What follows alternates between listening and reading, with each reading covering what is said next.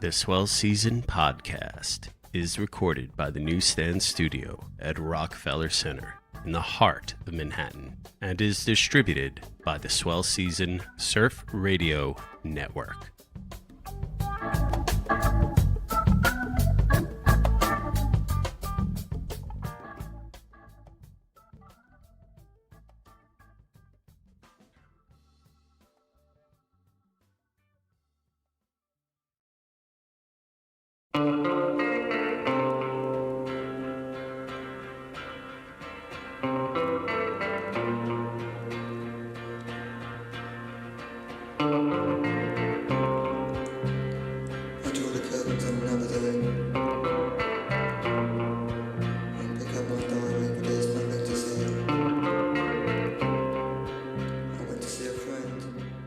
Hello, and welcome to the Swell Season Surf Podcast. I'm your host, Tyler Brewer.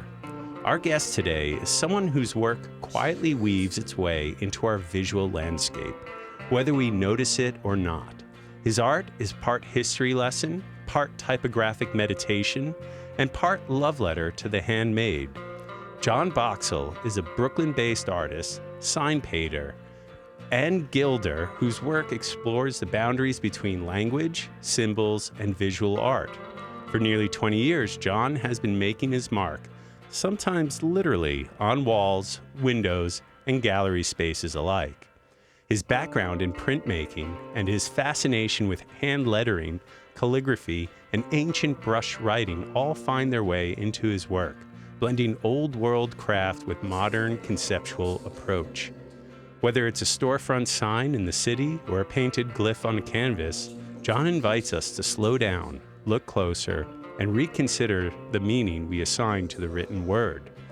We'll be talking with Jon about his creative process, the disappearing art of hand-painted signage, the evolution of written language, and of course, how all this ties into surf culture, design, and spaces we move through every day. Jon is my guest. Welcome to the show, my man. Thanks for having me, Tyler. Yeah, that was no a worries. Nice intro. Thank you. Thank you. No worries. I mean, so we've been rolling in the similar circles. We have many similar friends, but we've never really properly hung out. No, like just seen each other in the water here and there. And like, so I was like, who should I bring on? Yeah, why not meet each other in front of a camera? I was like, yeah, exactly. In front of a camera on the podcast. I was like, let's do this, you know? And cool. I was also Thank like, you. Thanks for having me. I really like your work. Like your sign work is stunning. Thank but you. your other artwork, your painting, your other stuff is incredible. And one of the things I noticed, like you recently had a show called Repeater last month, I believe, or 2 months ago now. My friend's therapy office. Yeah, he's also a surfer, if you know Mr. Matt Rohr, who is a former guest and also he did a co-host. Yeah. So shouts out to Matt. Absolutely. But these were like the artwork that you had there, this like beautiful repetition of calligraphy and gouache painting style. I thought was absolutely beautiful. And your work blends like calligraphy, sign painting, and ancient writing practices. Was there a specific moment or influence that pushed you in this direction? It's a good question. I mean, I'm always jumping back and forth between being a commercial artist and then doing having more of a studio practice in the background. And I think, when we're there painting signs, you become so enmeshed in just form. And a lot of those calligraphy pieces are really just about that. But then repeating it in this way and starting to see things in nature where there's this repetition everywhere. And it sort of just starts to create a vibration, if you will. And, akin to surfing in that way, where there are these little nuances and these moments that start to happen. But it really just happened in the background, I think kind of like the best things, you try to let those things happen naturally. And there's a lot of failed work people don't see, Well, you posted some of your outtakes recently for the show. Yeah. And a lot of people like those almost better than more the of finished those pieces. sold than the Really? Yeah, they're cheaper, but yeah, those are usually on the easel, or I'll try, because for the people listening, I'm basically painting a repeated form or like a character, if you will, and they tend to be almost like, think of it like a motion in surfing. It's just like a movement, and then you stop, and then you connect it to the next one. So you're just kind of doing these connections. So, and they're stacked like lines, almost in like a grid. And you make these movements, but if they don't line up right or things can happen, because I'm using like an old style dip pen. Wow. So things can happen like you dip it and then you pull it near the paper and you get a droplet and you're like, oh shit. Sometimes it's a happy moment. You're like, oh, that's perfect. I mean, or really it's maybe just where your temperament's at that point in time.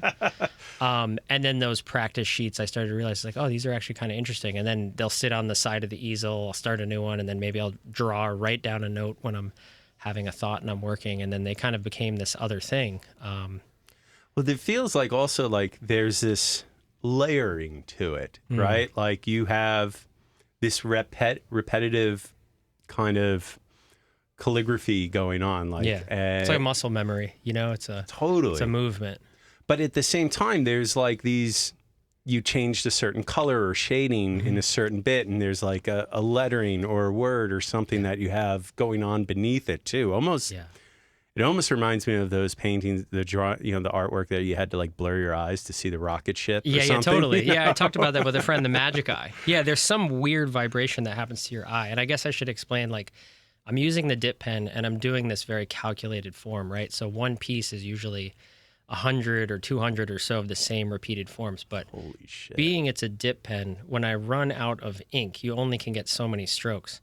Then I dip it back, and it's actually not ink, it's paint. I dip it back in the gouache mixture that I make, and I start another one. So it's this kind of like positioning of something that's really calculated, and I don't like to call it a drawing because it's something more you feel when you do. But then when I run out of ink, I switch to the next color. So you're getting this calculated form mixed with this kind of, I don't know if natural is the right word, but this sort of element of chance of the way the color then starts to form a pattern that's really not up to my control. Wow. And it changes when I work, like humidity is a factor, wind is even a factor. Like sometimes I have the studio door open, the wind changes, and it's like, oh, I can only get 2 strokes out of this. So that I like to leave things up to chance as much as I also like to be kind of a calculated person. It's that balance that I think is a place that I like to dance in, Sounds like a surfer's mindset. Yeah, it is. It is. Yeah. You have a plan that you want to do on the wave, but the wave has other ideas, and so you have to constantly adjust. And absolutely. Which is a really good skill to have. Yeah, awareness is important. How's your carpal tunnel? Holy shit, man. Like, listeners, like, it is repetitive, and it's like the discipline that you have is incredible. Like, I can only do so many a day. Yeah. And it depends on the forms again, but I won't really let myself do more than 3 or 4 a day. And that's a feat, because I mean, making these new pieces, they really only take maybe an hour and a half. But again, it's like I sit down to do one piece and it might take 3 hours, because again, I might have those fudge ups. Yeah. Then that goes to the side and you start over, or you start to see, I should adjust this color a little bit. You start over.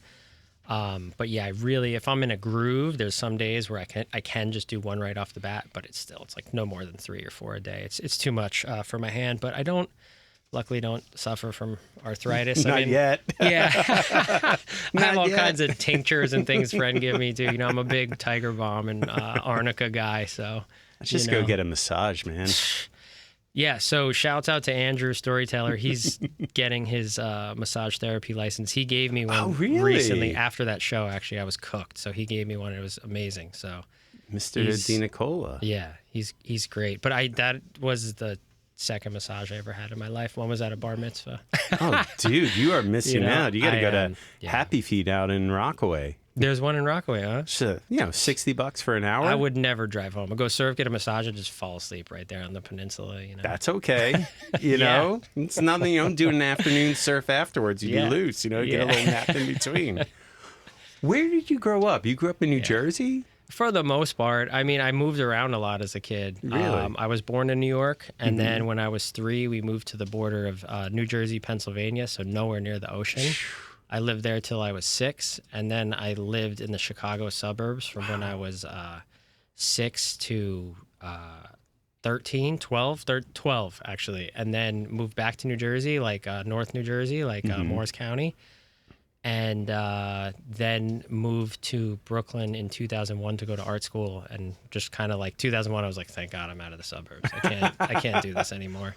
Did you grow up surfing or? No, not at all. Occasionally, like my grandfather had a little beach bungalow out in the North Fork. So even so, you're not that close to the ocean, but like learn to body surf and boogie board out like K road zones. Yeah. But for me, like I started street skating when I was about 10. Yeah. And I always emulated surfing. Like this was back when you could go to the movie store, right? The movie rental spot and get VHS tapes. And there was like only 2 or 3 skate videos, but there'd be like Endless Summer and like 5 Summer Stories. And so like after we got burnt out of those like skate videos, which were also, that was old school skating at the time. That was people riding like clay wheels. Not that old. Actually, they had skateboard in there if anybody's seen that. But no, it was more like, so when I started skating in 93, it was more like, this is new school skating. We had a nose, like tricks got very technical. Wheels were very small. Skateboarding was pretty ugly at the time, but it needed to happen though. And so there was like this division, but at the movie rental spot, right at the VHS store, I wish I could remember the name, they had some of these surf movies. So once we got bored of those 3 skate videos, we were mostly like watching surf videos and like trying to emulate that stuff. And like, you know, we also had crappy skate spots that were more lean themselves to that, like just weird sewer embankment. You're like, oh, I want to just go up and do a carve on that, or like try to do a tail slide on that. So I didn't really start surfing until I was 26, 27. Wow. Of course, did it a little bit in high school and had some skate buddies in art school. Like one of my friends was out from Montauk. He was always like, dude, you got to surf. Like the way you skate, the way you think about it. And I was always like, yeah, but like I don't have money for a surfboard. I don't have a car. And I remember going out to Rockaway with him in like 2003, and there was like a pretty good swell, and I was on the beach with my partner, and we were just like, wow, like this is pretty sick. Like, you know, this exists. This exists in New York City. Yeah. And that was, I think that was like September or August at the time. So, probably. And that was like your first like kind of surf proper then, would you say? Or no, I had surfed in high school a couple times, like down the Jersey Shore on a really small thruster, and was just like, what? Like this is, and it was so slow. And now in hindsight, you realize I was surfing like some horrible wind chop on a potato chip. Of course, I hated it. Yeah. I've heard you rip on a skateboard though. Not really. Yeah. Our mutual friend Mike Matchmer would claim differently. He said, yo, he fucking rips on the skate. It was, you know, I grew up with some friends that went pretty far in skateboarding, so I wasn't like that one, you know, but then you hang out with like surfers that don't skate that much and like, oh my God, like you can kickflip or like you can wall ride. I'm like, you know, like it's not, I was the bogus one in the crew, you know? You were the one documenting. Yeah, a lot of the time. Yeah, definitely. Definitely. Let me ask then, like, where did art come into play for you then? And where did you kind of start finding your way into that? Was it through skateboarding, like in skate culture? It definitely was. Yeah. I mean, I think there's like, of course, you know, maybe now I'm in my 40s, you start to think about things. There's some genetic disposition. Like a lot of people in my family are creative, but they never really did anything with it, so to say. Or wanted to pursue it as a career, if you will. But yeah, I mean, just going to skate shops in the 90s, they were so inspiring. And there was this interesting twist of fate that happened like 10 years ago. I started studying under this sign painter from Iowa named John Downer, incredible sign painter. His parents owned a grocery store growing up, so he painted all those like flashy grocery store signs. Now, if you look up John, he designed Iowan Old Style, which is one of the Mac iOS interface typefaces. He went on from just painting grocery store signs into that, which is very inspiring to me. These people that look at letters and they're not just looking at it as like, this is the interface for the job. It's like, but what is this within the whole continuum of human communication and things like that? So John, though, I found out, started studying with him at Cooper Union, doing continuing education, and he designed a lot of stuff for Fresh Jive. And like when I was a kid, this sounds corny to say now, you're like, I wouldn't wear a Fresh Jive. But as a kid, it was the shit. Flashy lettering and like, what is this? And it's all informed by hand lettering and sign painting. You know, that was stuff that was all done by hand and drawn by hand, like a lot of the old surf logos. So that definitely surf shops, skate shops have a presence in like my learning of art. And I have some friends I've nerded out with about this. Like in the 90s, you know, culture was something that was kind of hard to find, especially in the suburbs. But if you went to a skate shop, you were immediately in this world and this visual landscape of different odd logos and drawings, and it was like this really cool place to be, you know? I remember like the H Street, totally. boards. Hocus Pocus. Oh man, it was just like this iconography of that period, where it was this mix of pop art with graffiti, which is just, to me, that's my jam right there. And punk and hip hop. Exactly. It just like covered all these grounds. It was fascinating. It was a good time to kind of, if you were creatively inclined, I think it's like it was perfect for someone like you to kind of just pique your interest a little bit. Who were the artists or designers or skaters even that influenced like what you do today? Like, was there any particular ones that you look towards? And I mean, growing up skating in Chicago, we kind of always looked more towards the East Coast because California was just like irrelevant to us, or we were like, those guys are spoiled, Soft. They're soft, man. So, and then also having the opportunity to move back to the East Coast when I was 13 is like Zoo York was blowing up. Yes. And, but I mean, I'm not dogging the West Coast. Stereo Sounds, like Jason Lee's company, was amazing. There's this beautiful Super 8 film called The Visual Sound that they made. That was just like mind blowing at the time. But yeah, I mean, skateboarders. Keith Hufnagel was a big influence. I was lucky enough to meet him a few times and work with him. Wow. Which was incredible. Just incredibly humble person too. Which is such a rare thing in these times, to be like that kind of cultural icon, if you will, but also be really humble and on the level. He was a big inspiration. Just his skating. Any of the Underachievers videos by Dan Wolf. If anyone's familiar, that's kind of a deep cut, but like his videos had, or one of them had no music in it. It was just sounds of a skateboard, but that's awesome. Yeah, it's actually beautiful. It's all black and white, but like all the Philadelphia guys, Ricky Oyola, Matt Reason, Serge, all those guys, I love that style of skating. And I almost try to surf like that now. It's like, it's minimal, like it's not super technical. It's more just like, all right, set it up right. Do it at the right moment in the wave, or do it at the right moment on the street. It's not all about this flash and panache. It's more about like kind of minimalistic approach. Economy of movement. As Derek Hind once put. Yeah, that's what calligraphy is. Yeah. That's interesting. I didn't know he said that. That's beautiful. Yeah. Well, I feel like calligraphy and surfing are the same thing. They are. You're just drawing continuous lines, basically, or as Matt Warshar once said of Tom Curran surfing, one curvilinear thrust. Well, yeah, and I mean that's a subjective perspective, but also from a physical perspective, the way that you push a pen and it's a repeated motion is kind of the similar thing you're doing with, say, like a roundhouse. You're practicing the same movement each time. I wonder, it's a body kinesthetic relationship of understanding how to move and try to copy that each time and work out the kinks. I've got an idea. See, we need to make a piece where you take a famous surfer's line and then you draw it and repeat it on paper. So I did a class with Lara Bea like a couple years ago now. They asked me to do something. And for it, I made a little video. And I did a video, I think one of Dane Godowkis, is that how you pronounce his name? And one of Mikey February. And essentially a roundhouse is an S. Yeah. It's not how we paint an S because we tend to do the spine first. It's getting technical. I love it.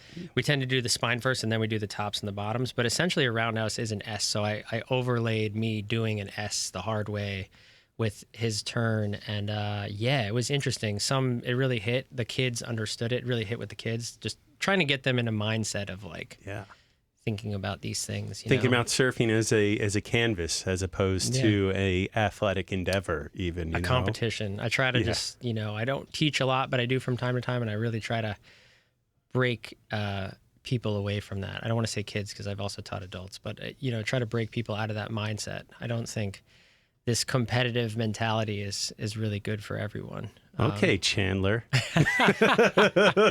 Soul surfer.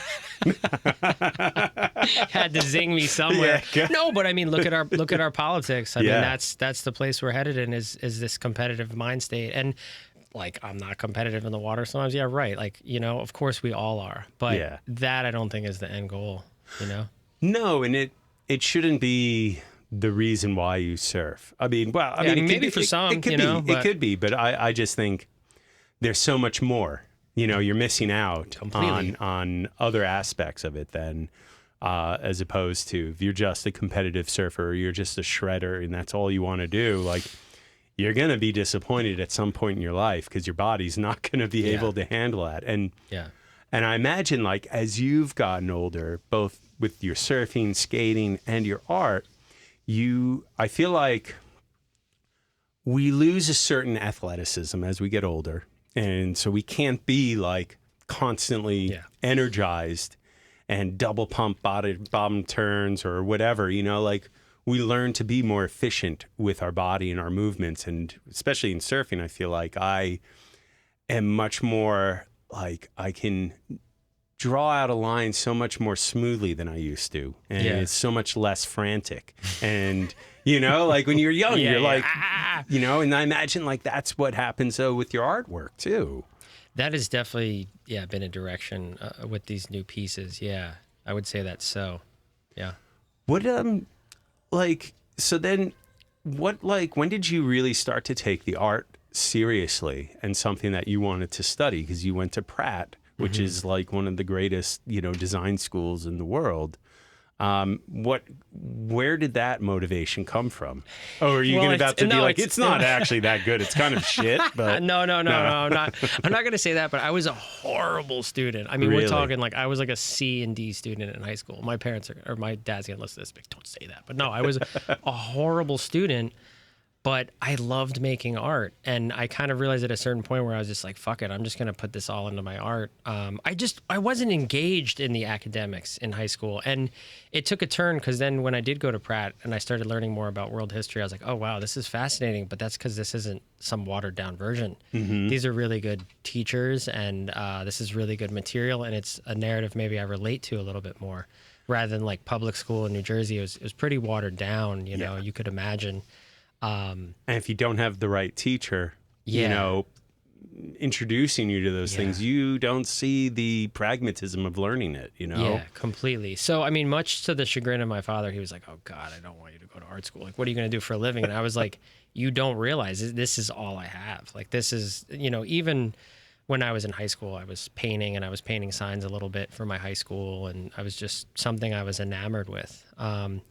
I think there's some family history there too. Like my great grandfather came here from Rome, and he was a decorative painter, and he didn't have a very easy life. So there's always that in the background of everybody's like, don't do that, you know, don't do that. But you know, be a dentist, damn it. Yeah, totally. And it's just like, that's not going to happen with me. You know, it's not who I am. I was always like pretty fiercely creative. And so I chased it, you know?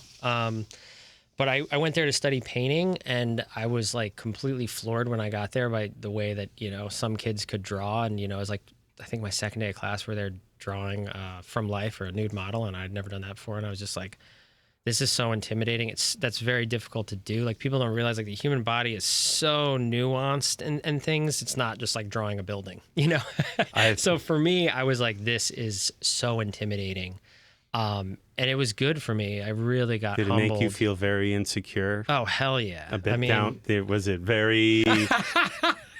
Was it endowed? Is that why you felt intimidated? No, it wasn't. It wasn't that at all. It was layman non-artist joke. Sorry. It was so difficult to see other people that excelled this and had studying that in high school. You know, these are kids that are coming from private schools where they had models come 3 times a day, and also, you know, I'm very lucky. I had a great photography program in my high school. We had a dark room back when that was a thing, and that was just like such a great experience to have. But I sort of realized at school, and my mom, very pragmatic person, a little bit more blue collar, if you will. She was a nurse for many years. She was like, you should really think about like trying to get some kind of trade. So, and I was like, yeah, you know, I actually relate to that. I've been taking these printmaking classes, and I love how practical it is, and I could probably get a job in a print shop. So like that, changed my major. I was working in the print shop. Wow. There were 6 printmaking majors. It was not a cool thing to do. The print was in the basement.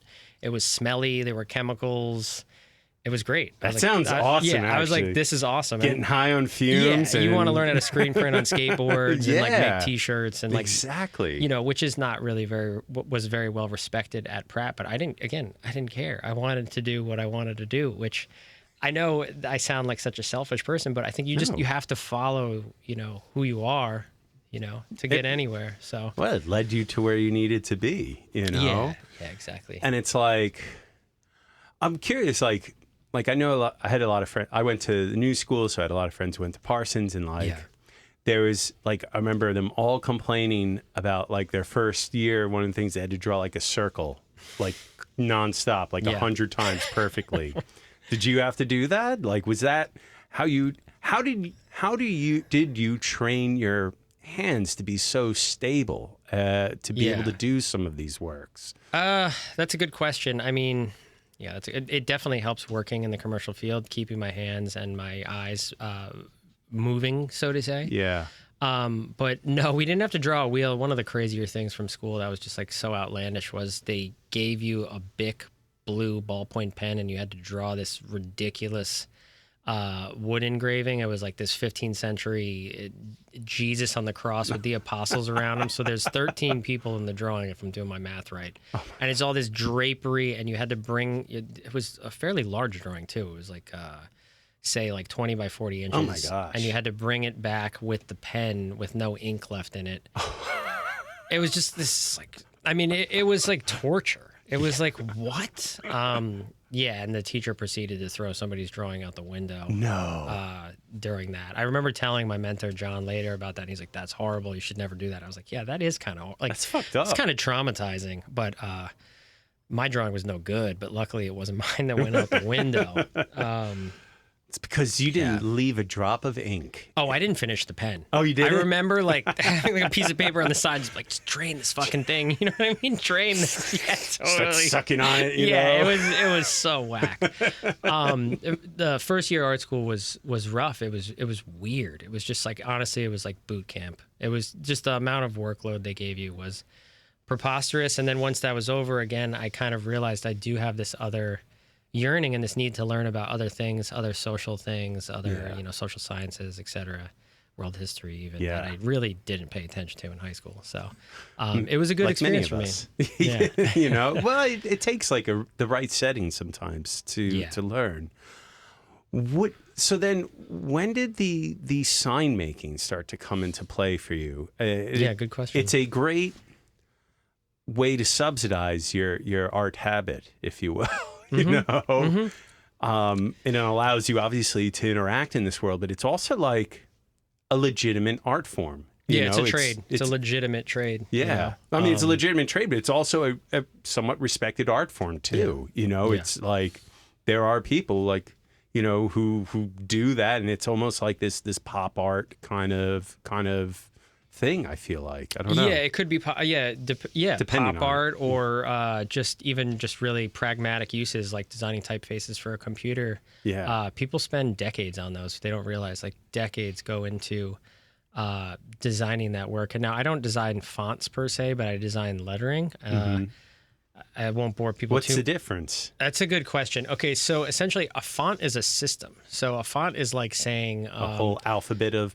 Yeah, and it's not just the alphabet, though. It's the spacing between the characters that's so important. And you could imagine the math problem now. So when you space out a word, the way that an A sits next... or the way that an L sits next to an A is different than the way that an L sits next to a T because of spacing. So you have to do all those math problems. So for each letter, you have to figure out the math for the preceding and the preceding and the letter after it as well, and then go through that math problem. So it takes years. Now, going about designing a logo is a little easier because I can just space it accordingly to that. And again, some people are listening to this, they're like, well, he's not even talking about the form, he's talking about spacing. But spacing is crucial to making something legible, interesting, and appealing. Well, you need negative space 100% in order to have the positive space. Otherwise, shit gets lost. Yes, exactly. You know, it's the negative space is just as important as the positive space. If not more in some ways. I absolutely. Feel like. Yeah. You know? Absolutely. But it's like music. The spacing between notes is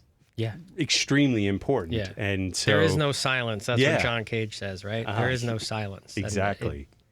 I agree with that.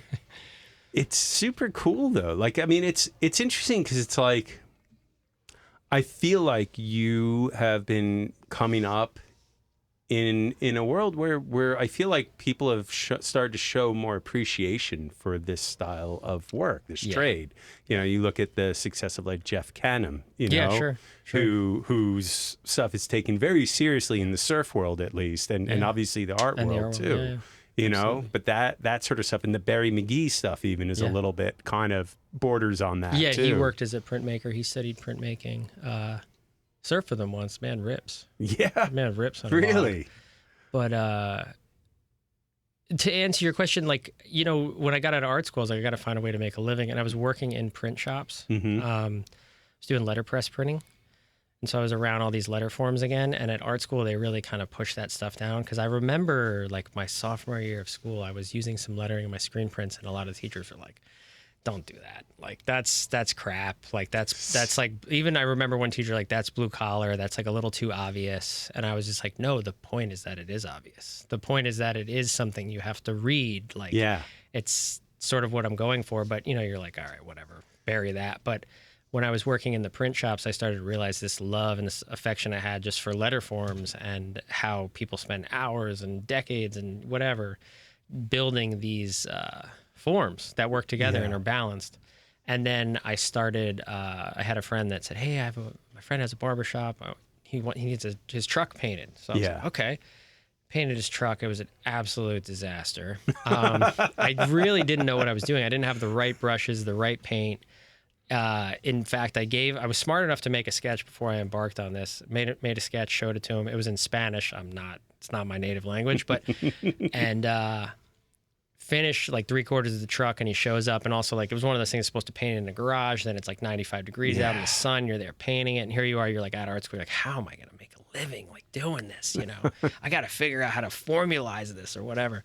And he's like, oh man, you spelled it wrong. And I was like, you approved the sketch. Like, oh shit, grab the paint thinner, start scrubbing it off, redo it. And I was just kind of like so burnt out after that I was like, I don't know. And that was in 2005. So 2005 to 2012-ish, I was working doing carpentry for an artist, building picture frames. And he kind of ran a similar business to like a sign shop. It was all custom work. Mm-hmm. You come in, you do a consultation, you know, consultation's usually free. You give them some prices and you wait to hear back. It's kind of similar as painting a sign in a way. And I kind of learned a lot from him, just how to run a business. And he was really sweet and also an amazing artist. And he was like, you're crazy, don't start your own business. But I wanted to surf more. Yeah. I wanted to have my own schedule. Mm-hmm. I wanted to be more engaged with the public too. I didn't want to work in a print shop just cranking out prints or just sawing frames all day and like not feeling connected to the public, if you will. Yeah. And I knew that doing signs would provide that in a way. So I just, you know, it slowly started to snowball. You know, you're doing part-time and then all of a sudden you're doing it full-time and then you're doing it overtime and your artwork really goes to the background and then you get kind of comfortable and you got somebody helping you and you're able to kind of do both certain times, you know, or work 6-hour day, go to the studio, do 2-3 hours of drawing and just juggling it. I'm kind of coming back to art right now, if you will. It's been more in the foreground the last 3 years. What sparked that? That's a good question. I'm full of them. Yeah. I think if I had to like pinpoint it, because I've been thinking a lot about this lately. So I've worked for this artist, Felix Gonzalez Torres, I think I've painted 4 or 5 of his pieces. Really fascinating artist, lived in New York, conceptual artist, but he had these pieces called portraits that he made for people. So someone would commission him to make a portrait. Mm-hmm. And these portraits were words and phrases often with a date next to them. Mm-hmm. So it would say D-Day 1952. I think the timeline's off on that. I think it's 49. Yeah. But you know what I'm saying, or whatever it was. And Marilyn Monroe, 1965. Just seemingly random phrases. Now, this was a portrait that made up, or this was a picture that's somewhat made up someone's portrait, if you will. And these portraits are mutable. So he gave these to someone. They were often painted in their home, and they were always painted by a sign painter. He would hire a sign painter so another set of hands could be involved in this. His work very much involved community, if you will, or other people, just not himself. He always kind of wanted to take it out of himself, or to my understanding. So I did 3 portraits for him in 2023, I want to say. And after I finished, the foundation said, hey, we want to commission you to write a piece about what it means to be a sign painter or a lettering artist, if you will, working under these tenets. When he passed away, he wrote these tenets to his work so that, again, they could be mutable, they could be changed. Yeah. They take on different depths. They go in a gallery, and there's like changes that I can make with spacing and like, I think we should move this word. It doesn't really work right there. And so they asked me to write this piece, and I was like, wow, this is an incredible honor. This is a very just super interesting artist, very philosophical, really kind of above a lot of the things I was studying in art school. And I couldn't write this piece because I'd tap out 3 words, and then I was just like, all right, phone rings, and they're like, yeah, we need a sign next week. And you're like, all right, yeah, this piece, I'll worry about that later, you know? Yeah. Life takes hold.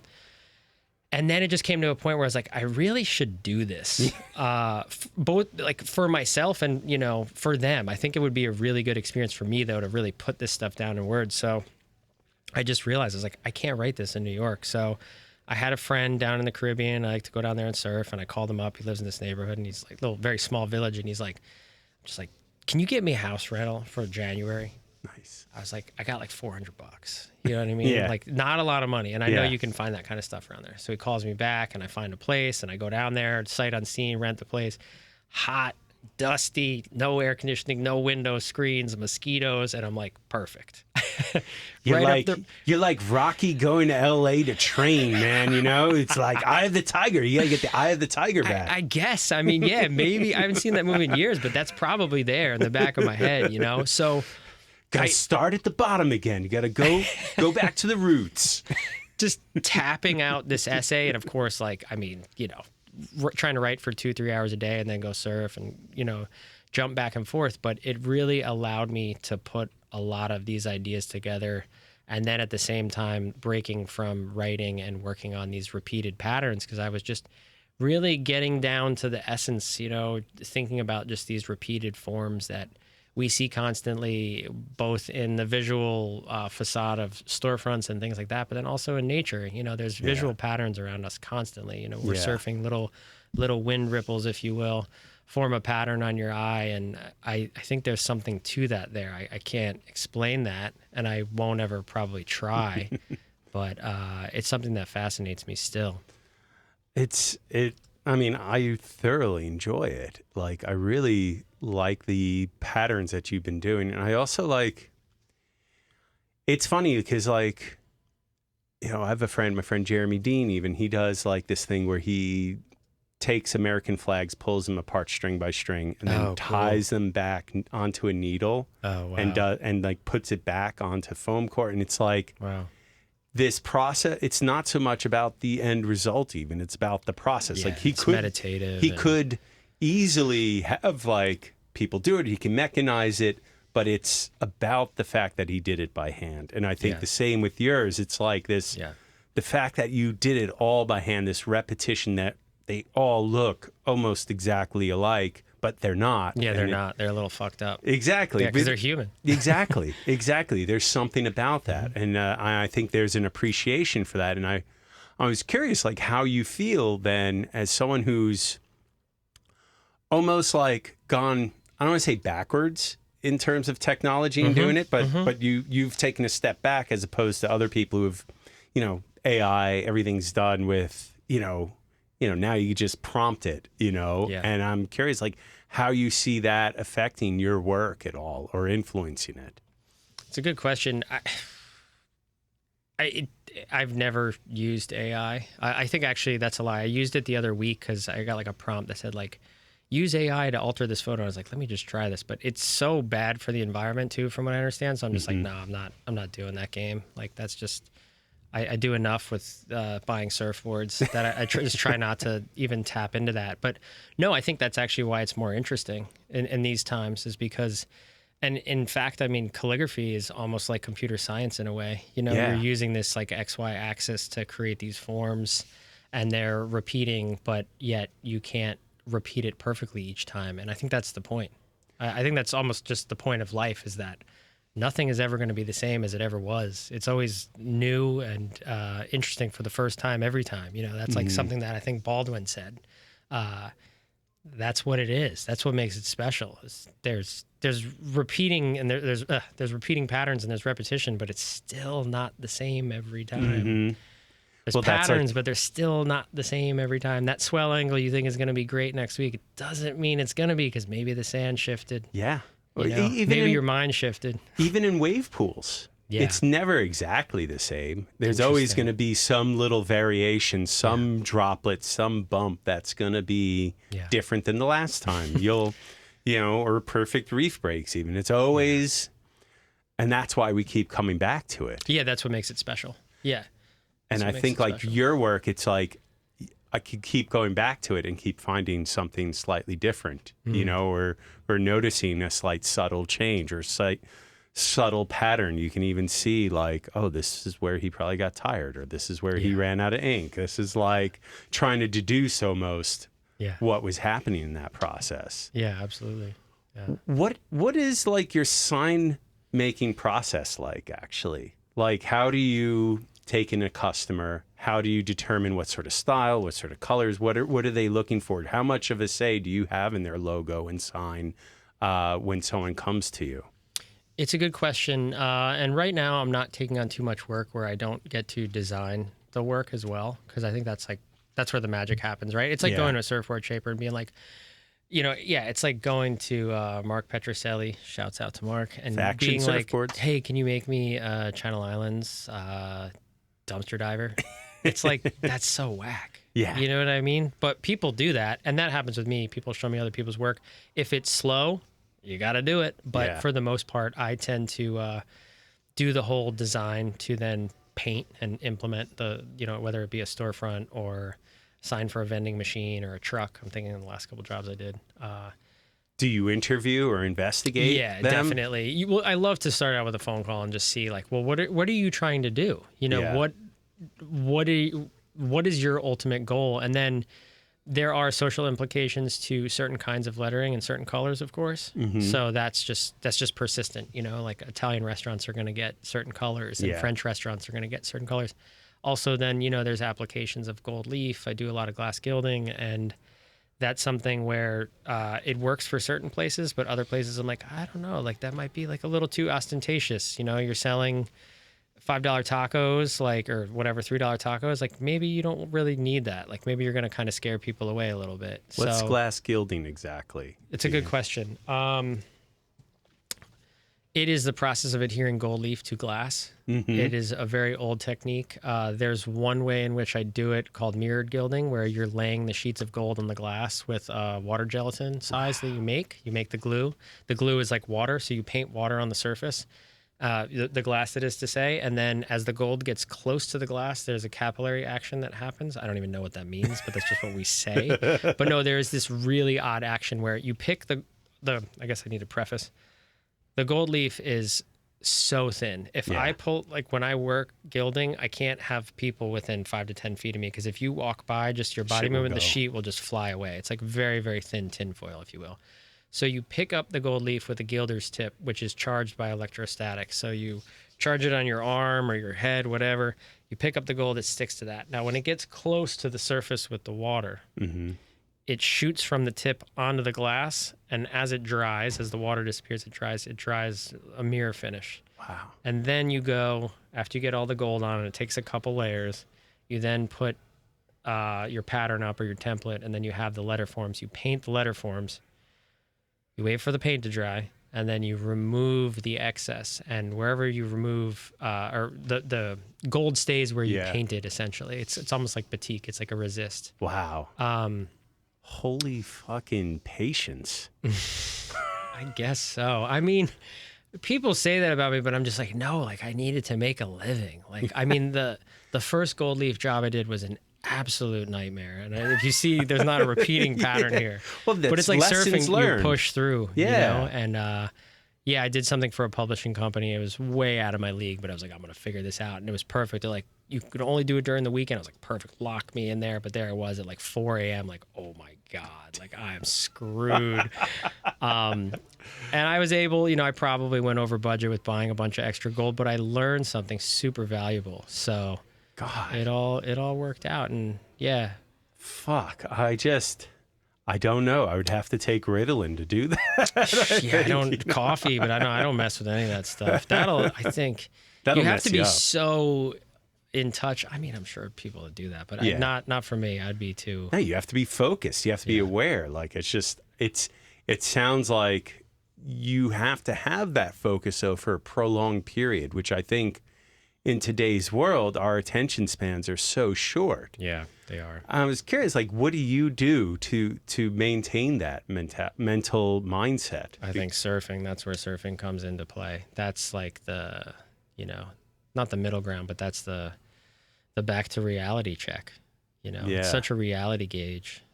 Do you still skate at all as well? No, hardly. Really? Hardly. So, we were talking about progressing. I'm still progressing in my surfing, but my skating, I'm not. So I just don't care for it. And I mean, it just hurts. And I mean, look, you can certainly get messed up. Yeah. You can mess your hands up surfing, right? But not as much as you can skating. So I get a little like pet there where I'm like, I don't really want to get effed up. But there's that. And it's really just, I'm not progressing skating, I'd rather go surf and, still maybe learn something. Surfers are what skaters are supposed to evolve from? Is that? Yeah. And then people who sail are like surfers that evolve? Yeah. I've never sailed, but I totally see that. Yeah, like all the Phil Edwards talk, how we got into that. I'm like, and the Mickey Munoz talk about Munoz, that. Mikey DeTemple, who loves to sail. Yeah. John, who's into it. Wayne Lynch. Unfortunately, these storefronts aren't paying for a sailboat. No, definitely not. But I'm working on it. Yeah. I mean, even a canoe, actually, like my partner and I, sometimes we go to this little camp trip and get on a canoe, and to be in a canoe with another person and get in a rhythm is like, oh, wow, this is beautiful. Yeah. I mean, absolutely. It's great couples building then, as well. I suppose. That first half an hour is always... You got to learn to communicate. Yeah. You got to get in the same mindset. You got to realize that your stroke might be slightly different to theirs, and you have to adjust. Yeah. Yeah. But I would say just getting in the water, getting out in nature is that reality check for me, What you've also done some video or film work as well, right? Yeah, totally. Yeah. You made a film that was on the Huff website. They posted at least a little about Children of the Clay. Children of Clay, yeah. How did that come about? That was sick. I love that. Yeah, thank you. How did that come about? Well, actually, so my senior thesis at Pratt, again, I was a printmaking major, but I was like, I'm making a Super 8 movie. That's a print, And they were not happy about that. But and actually, that's one of the first times I surfed on this trip. My friends and I, we flew out to San Francisco, we drove to LA, and I got a lot of the footage. That was actually for the film before Children of Clay. It was called Street Mattress. I really need to, I have this stuff on DVD, but I need to redigitize it. And those films were just, I didn't, you get out of art school and you're like, what are you going to do? And I'm like, I'm going to make skate videos, but I'm going to do it in Super 8. Because again, I was very inspired by that stereo film from the 90s. And just the way that it looked, it wasn't about just the tricks. It was about the whole thing, the whole picture. These people just cruising down the street. Maybe they just have one selective trick because, again, the film's so expensive. So you have to really narrow the focus of like, all right, we're going to do a 15-second line. David, I want you to do a Wanali off that little hill spot. And you just hone it in, and it becomes really fun. And it becomes less of like, in that era, everyone had a DV cam and it was just like, let's just film 100 times and pick the best one. Exactly. And that was kind of boring to be around. I had a lot of friends that were talented filmers, but the vibe of the session was like dead. And I found when I broke out the Super 8 cam, someone would be like, oh, I got something for you. You know what I mean? You'd be like, all right, well, what is it? It's got to be worthy. And at the time, it was $10 a minute. It was $30 for a roll. And again, I had no money when I was out of art school, but I still I would do one roll a month. Wow. So you figure you could still cram 20 tricks onto a reel if you plan it well, little 10-second lines. But So yeah, I made those films for a little bit, and I thought that was like going to be a career or something, which was just absolutely insane. But again, I didn't actually think it was going to be. Everyone was following Spike Jonze, you know? Yeah. It was like he totally. set a template, and a lot of filmmakers, you know, succeeded in that way, going commercial. I didn't actually think it was going to be a career. It was, again, one of my harebrained ideas of just like, I'm just going to do this because I love it. And it really was something that I loved, and I loved filming my friends. When are you doing a surf one? So I'm still supposedly making one, but I'm sure some of my friends are just like, yeah, right, dude. I have some footage compiled over the years, but it's just difficult because when the surf cranks, I want to surf. I don't want to film. You know, I don't know if they do a solo shot for Super 8s. I know. I found a water housing too for a while, and I like rigged that up with like a cheaper camera, but it's also just gotten a little too expensive. So it was $30 or $10 a minute 15 years ago. Now it's even more. So I'm just like, I don't know if I can do this. And you could film on your iPhone, but again, but then you don't have that selective perspective, and that's what happens when things get so expensive. You're kind of like, you're very selective. I have an idea. Tell me. Get an old iPhone and just fill it with filler memory, and you're like, I only got 2 gigs. 3 minutes. I got 2 gigs. That's great. We're gonna make it out of this. Yeah, and I think that's a thing. You know, I think that's a thing. Yeah, I've been really digging into Kiarostami's films, the Iranian filmmaker. I'm not familiar. Inform me. Oh yeah. my God, go watch. Well, Taste of Cherry is intense. It's about suicide, but he was limited, to my understanding, because of the regime, right? There's only certain things he could do. And he, in fact, actually worked for like the Children's Television Network. But being he was limited, he was able to get to this place. He really had to be philosophical, and he really had to have these certain shots that just spoke volumes, like just to your soul. It sounds so cheesy to say, but watch some of his films and you'll be like, oh my God. And I think there's something that comes out of that. It's like within limitation, you can actually have this very expansive experience for the public, the viewer, and also the person that's making it. Well, I often think that some of the greatest, most creative work comes from all the restrictions and 100%. Learning to utilize those restrictions. And instead of looking at them as restrictions, they are things to bounce off of. They are things to utilize as a messaging or to criticize as well. And so it gives you some framework, whereas I actually find it harder when you have just expansive space and no defined limitations or borders. You know, that to me is actually worse sometimes, because it's like, I don't know. Yeah. You know? As I get older, I relate much more to the limitations. Yeah. Because there's still kind of no such thing as limitations. Like there's a framework, but then it still can be so limitless within that, you know? Well, it's like, it becomes more of a focus. What do you focus in on? Well, it's like in surfing or in certain martial arts. Like there's this book that I love called Zen in the Martial Arts, and it's, you know, just all these little anecdotes, and it's philosophical. But there's this whole thing about like this one guy who keeps losing these, these sparring matches because he keeps trying to do a high kick, but his body can't do that anymore. It's limited, and so his teacher said, well, if you focused on other things that you can do and do them really well, you can win, you know, you can win your sparring match, because those are your limitations you have to work with, and you can't. And it's like, it's true. And then if you can master the things within those limitations, you can really push the boundaries, actually. Yeah, I agree. I agree. And I mean, I've been watching more competitive surfing. Yeah. I love I don't love the WSL, but I love the slow-mo. And seeing the way that some of those guys attach themselves to a certain amount of limitation. I mean, I don't need to see another 360 by you-know-who. Air reverse. I'm so over them. By Italo. Yes. He's so good at them, but it's just, then it becomes a little too much. But to see the way other people use their limitations and add a little spice to it, it's like, oh, okay, this is somebody that's really aware of who they are, where they fit into this bigger picture, and how they're able to exploit it. And play to their strengths, play to their things that they can do. Like, Ethan Ewing. Oh my God. He can do airs, but his strength is on the face. Yeah. Like his strength, and no one can do turns like that. Yeah, I'm such a fan, actually, of his surfing. I think that's why I've been watching it more. It's just like, as a regular footer. Well, his is like one of the most continuous lines, his lines are so perfectly connected that they just flow into one another. Whereas, Idolo, again, phenomenal surfer, but everything of his looks chopped. It looks broken up. There's no continuity to it. There's no, it's just maneuver in between, in between. Whereas Ethan, it's like dropping in, bottom turn, even going up into the lip is almost a maneuver into itself. It's something you can 100%. Appreciate. And even, no shade on Italo, because I've seen him on some like free surf clips or even on a twin fin, you're just like, oh my God, he surfs so good in this, but his mentality's different. So like, he's making a living. So I don't even, no shade. I love him. No, it's, look, I'm not judging, but my brother and I have this whole argument. I'm like, I've never seen Italo do a full roundhouse cutback. Yeah, I've never seen him do a proper figure 8 cutback in my life. I've seen him do, because he surfs so tight to the curl. But it's not a burn. It's just saying he surfs so critically.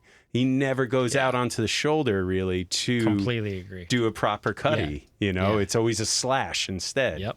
So that's interesting. Yeah, that's like, and that's like same with like Felipe, even to a certain extent. Like He's been surfing good though, man. At least in that Burley contest, I was like, shit. He surfs amazing, but my thing is he double pumps his bottom turns. He doesn't hold the line always off the bottom. Like it's a in between maneuver, in between maneuver type of thing again, where I want to see like the continuity of the turns. Yeah, or that economy of movement again. Exactly. Exactly.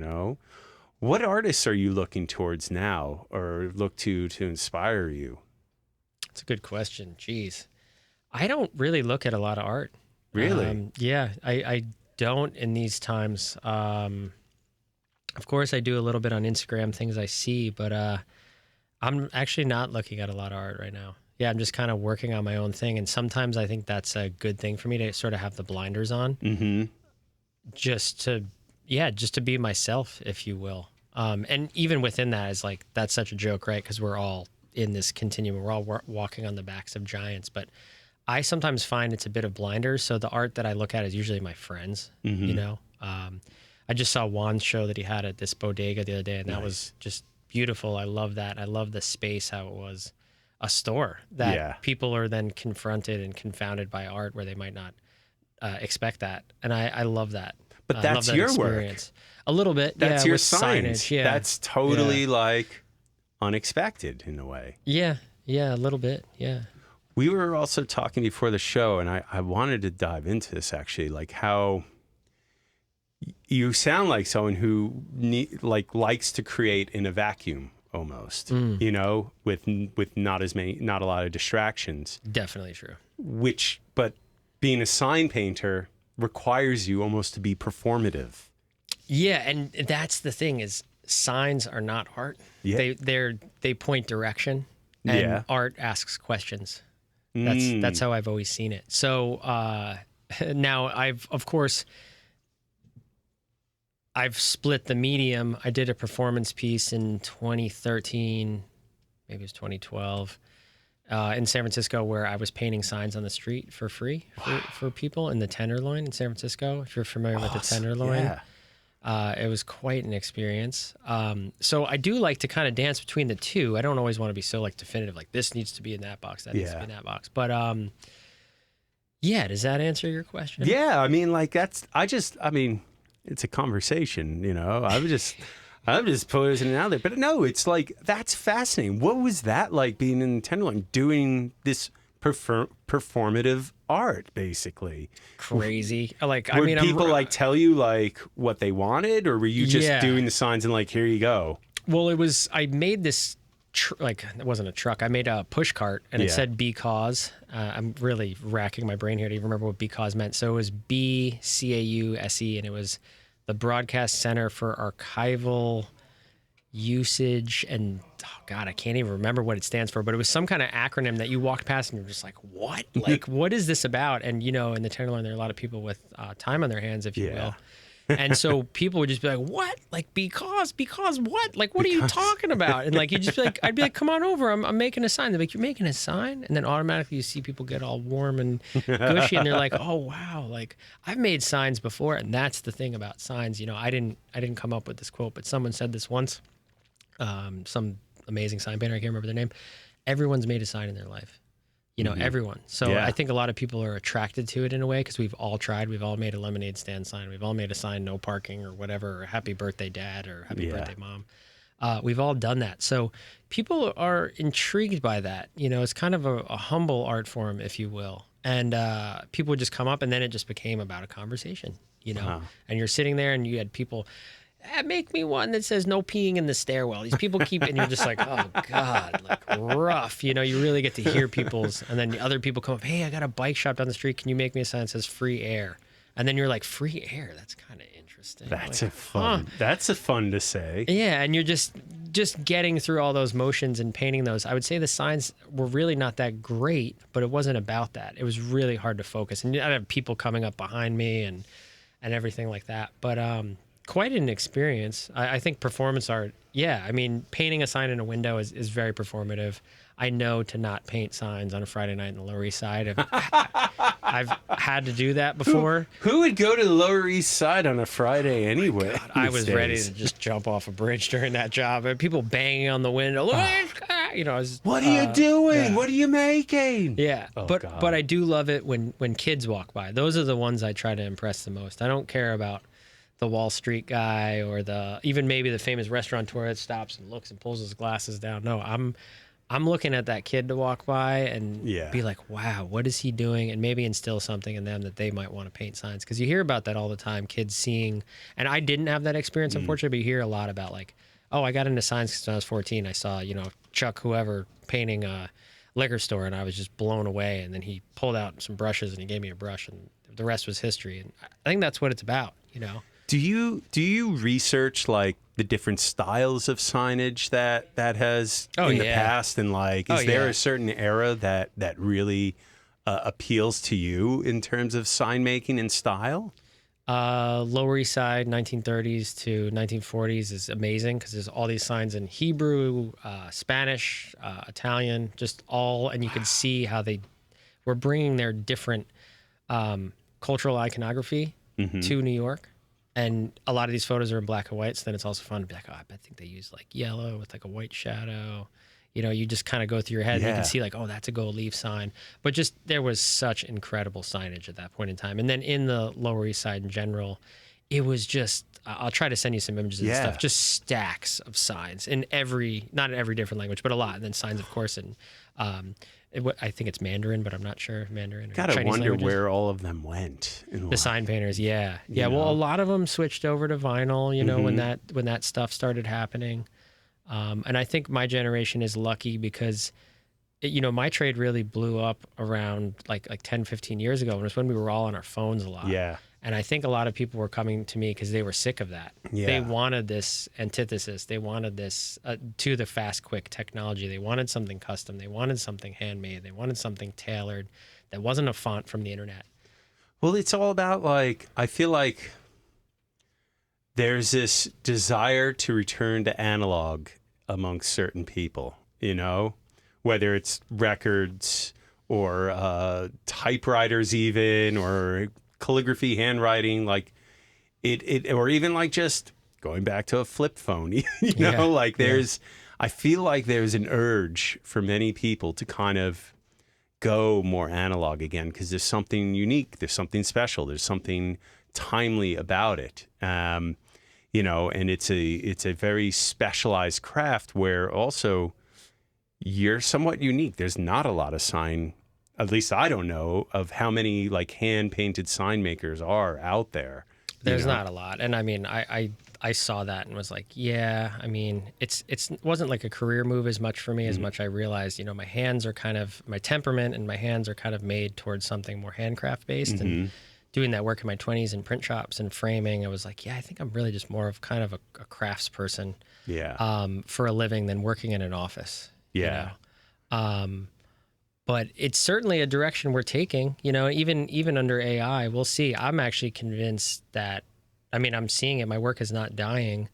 There are these new machines that can like print on glass and things like that, like lickety split, but it's not really the best quality. Yeah. They look pretty shitty. I mean, sure, you can get a pop-out board, but is it the same thing as when your friend makes it for you? You're going to have the same experience in that board? Definitely not. No. You know, and I think that's what it's about, is in life, at least for me, it's about experience, and experiences with people is what make things special, you know? Well, it's the human value that is put into it. You know, when someone makes it, especially with care and quality, and it's not mass produced, I feel like people just intrinsically put more value onto it. Yeah, I think we do. And, you know, certainly humans have made computers and AI systems, but there is something intrinsic and something just so magical to it's just part of the human continuum when someone makes it by hand. When you get a surfboard shaped, especially like say by like a second or third generation shaper,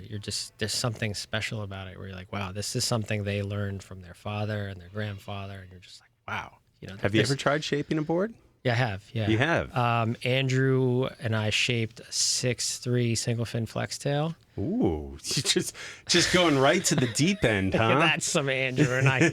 Again, shouts out to Andrew, the storyteller. Yeah, I mean, that was, that's us right there. That's, you know, it was during COVID. And then, of course, like I lettered the whole bottom and went like ape shit on it. I didn't need to do that. But, you know, that's how we do it. Sometimes you get an idea and you can't run from it. But I absolutely loved it for like 3 months, and then kind of like had a few days where I'm like, damn, this thing's a dog, dude. Like these rails are horrible. You know what I mean?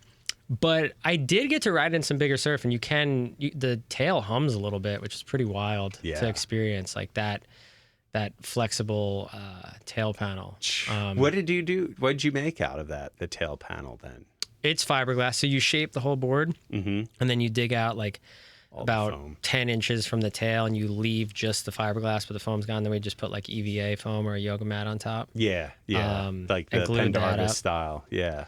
Yeah, but I'm actually dying to just, I mean, I never would. I love his boards. But to my understanding, like there's still quite a bit of foam. Or by foam, I mean like PU foam. They're not completely done. I mean, it would snap. Yeah.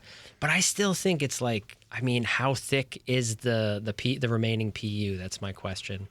Well, I think it's not super thick, but the rails are. The rails are still very thick. You know, the rails are still thick, even around it. You know, so there's a little bit of that. And that's also because you can't dome out EVA like that. You can't dome it out on a shortboard. You know, like I mean, you know, Mick Mackey kind of does it. Yeah, I guess. You know, totally. It can be done, but it's, you know, there's also like a whole thing around flex and whether how valuable it is or not. You know, and how much. I think it's incredibly valuable. Oh, it's valuable, but like how much is too much? Yes. You know. Yes, there's a threshold. 100%. Like I feel like with flex on surfboards, you shouldn't necessarily fully feel it. You know, like it shouldn't feel like a spring. You should just notice extra energy, a little bit extra out of it. I use the S-wing fins I surf, and that is wild because you can feel a bit of the snap, but it's not like crazy spring. Yeah, you're not like being thrown off by the twang. You know, like, and I mean, I'm a big, or not really anymore, but I used to surf a lot of single fins, but I've never been a fan of flex fins. They're just not for me. I'm a scrawny guy, and there's just too much bounce. Yeah. I was actually riding a glider this weekend that had like a flex fin in it. I was like, you got to get rid of this thing. Like, you can't do any footwork with a flex fin. Like it just bounces around too much. It's not. But yeah, and I've messed with some of those green-in fins too. They have a little spring, but yeah, flex is an interesting path. And Andrew and I were just going down that during COVID, and we still have not seen a photo, and I think that's, again, talking about limitations. Sometimes you're so limited, we're dying to see a photo of the board that Chris Brock rode in Morning of the Earth, because his surfing at Lenox is insane. Yeah. And it's ahead of its time. I mean, he was also an incredible surfer, so we can't separate that from the equation of the board. But we know he was on quite a large flex panel on the tail, but I don't know. Like, I haven't seen this photo. Now, I did get to see it at the Rockaway Surf Film Festival remastered, and you could see the boards a little better, but still, it's cooking down the line. You can't see the panel. Although that would be cool, to get a blueprint almost, if you will, to be able to see that. Yeah, totally. What are you riding? What are you riding right now? What did you ride this morning?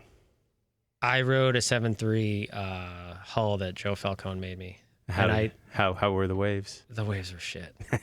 They were shit. Like I kind of tend to not surf below like an 8-second interval. I know that's pretty nerdy, but I just realized like you kind of can't really push off the wave at that point.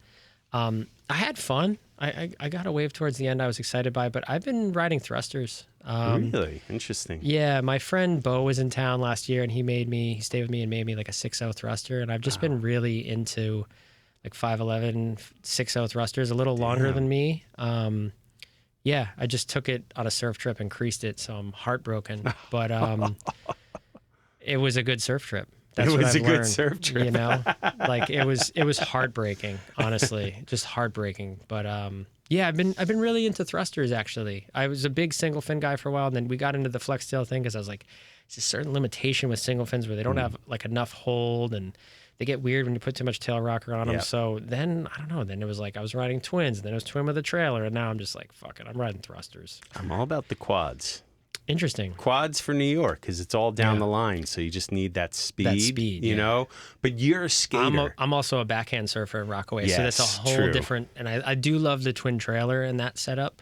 But you're also a skater, and skateboarders use their back foot more. Yeah. And also that's why you like single fins, and I think also why you like thrusters. Whereas I've always been more heavy on my front foot, and so the quads and twins kind of lend itself really nice because you're using a bit of the forward rail as opposed to the tail. And sometimes that works for you, sometimes it doesn't. Yeah. But I think that's like also the differentiation of style. And like growing up skating, totally. I think that a lot of people who skate are more back-footed. Yeah, I would say that's so. And narrow stance too, which does not work on a thruster, but that's been helping me really just widen my stance more. And yeah, it's helping me progress more. I felt kind of like, you know, single fins is like, it's limiting. It's limiting. And our waves too, like bowly, junky closeouts. It's like, come on. Well, the singles are great for teaching style, making you smooth and learning how to read the wave and where the energy is. The thruster is going to allow you to learn the acrobatics more, you know, and I think that's kind of, you know, like single fins around here are very limited. So limiting. Very limited. I'm kind of at the point now where I'm just like trying to ride a log because it's pretty crappy, but I enjoy riding a log, you know. Gliders. I wish I could store one. Yeah. You know? I just want a glider and then just surf that, you know, but I have no storage space for that. Yeah. You know, need a nature shapes to do a bisect, you know? Yeah. A little two-piece. Yeah, exactly. The carbon compact, they call it. Oh, man. Hey, I want to bring up just briefly before we go, like you got a Albers Foundation residency coming up in 2027. Can you just tell us listeners a little bit about that and toot your own horn? Yeah, I mean, it's special for me because I didn't think I was going to get it. Like, I didn't think at all, but I was like, you know, you miss every tube you don't pull into, or you miss every shot you don't go for, whatever they say. And I was supposed to find out by X date, and I didn't. And I was just like, I didn't get it. Oh, well, damn, you know? And this was at a time, again, like, I think we touched on it earlier, and I probably didn't answer your question so well, but writing that essay really pulled me back into art making. Right. It really just made me realize the value of being involved in the world around you. And signs is certainly part of that. But again, those just point direction. Yeah. But I think being able to ask questions to people and have them participate is so important to me. Mm-hmm. So I applied for that residency and somehow miraculously got it. And it's just a really special thing for me because emotionally I've been coming really back to center as an artist, not just as a sign maker. Mm-hmm.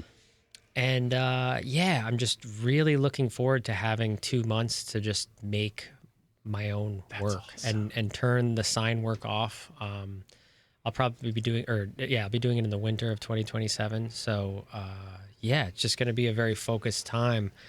I haven't done that in years. Wow. So I'm really honored to take part in it. Dude, that's amazing. Congratulations. Oh, How thanks. stoked are you? You're gonna be like, I have all this time. What do I do? Yeah, I think it's going to hit me like a ton of bricks. I'm already looking at, where's the closest surf break I can, break out of the zone of being in the studio for like 48 hours. Definitely, yeah. Or like thinking of getting some snowshoes, just to break it up, Yeah, get it. Go snowboarding too. Yeah. Just like bring it backpack, Yeah. and do some Hike up. hikes. Yeah, backcountry style. You never know. So, Jon, man, I am so stoked that you came in. I really Thanks for having me, appreciate man. It was a pleasure to chat with you. It was so nice. Where can our listeners find you if they want to either procure a sign or artwork? The name of my sign company is Hand Signs. The website is handsigns.info. If you want to see some artwork, you can go to jonbocksel.info. Good luck spelling that last one. We'll put it in the link. Don't worry, below. Yeah. Dude, really, really appreciate it. Got to give a quick shout out to Joe here and Thanks, the Joe. NewsStand studio, our engineer here at the NewsStand studio. And of course, got to thank Rockefeller Center for hosting us. And of course, Swell Season, you can find us on Instagram at Swell Season Surf Radio. And of course, you can go to swellseasonsurfradio.com. And we'll all check you all down the line soon. Thanks, Tyler. Thank you.